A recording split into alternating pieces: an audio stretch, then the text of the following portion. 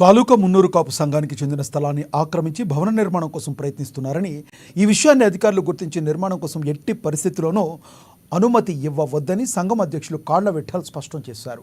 ఈ మేరకు మంగళవారం సంఘం ప్రతినిధులతో కలిసి మున్సిపల్ కమిషనర్ కమర్ అహ్మద్కు వినతి పత్రాన్ని ఇచ్చారు. పట్టణ కౌన్సిలర్తో పాటు సంఘం నేతలు కార్యక్రమంలో పాల్గొన్నారు.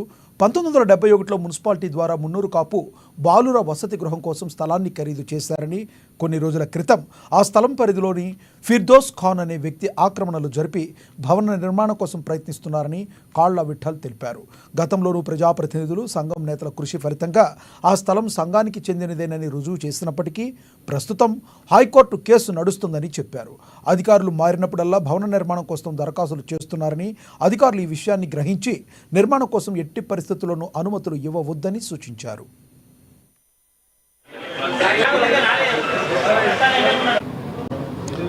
ఈరోజు తాలూకా మున్నూరు కాపు సంఘం ఆదిలాబాద్ తరపున మా యొక్క సంఘ స్థలానికి చెందినటువంటి డిస్ట్రిబ్యూట్ ఏదైతే ఉందో ఆ విషయంలో గౌరవనీయులు ఆదిలాబాద్ కలెక్టర్ గారిని కలిసి, అలాగే గౌరవనీయులు మున్సిపల్ కమిషనర్ కలిసి వినతి పత్రాలు ఇవ్వడం జరిగింది.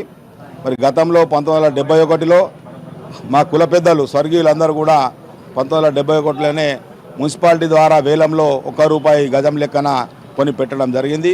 అట్టి స్థలంలో గత 30-40 సంవత్సరాలుగా ఒక వ్యక్తి ఆక్రమించుకొని ఉండి దానికి దొంగ పత్రాలు సృష్టించుకొని మున్సిపల్ అసెస్మెంట్ నంబర్లు వేసుకొని మరి అక్కడ స్థలం నాదే అంటూ నిర్మాణానికి అనుమతులు తీసుకోవడానికి ప్రయత్నం చేస్తున్నారు. అట్టి యొక్క నిర్మాణాన్ని మేము వ్యతిరేకిస్తూనే వస్తున్నాము.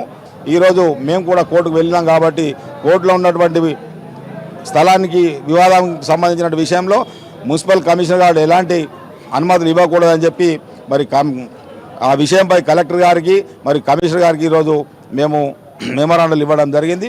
ఒకవేళ మమ్మల్ని కాదని అలాంటి ఏమైనా చర్యలు తీసుకుంటే అధికారులు యావత్ మున్నూరు కాపు సోదరులందరూ కూడా పెద్ద ఎత్తున ధర్నా కార్యక్రమాలు చేపడతారని తెలియజేస్తున్నాం.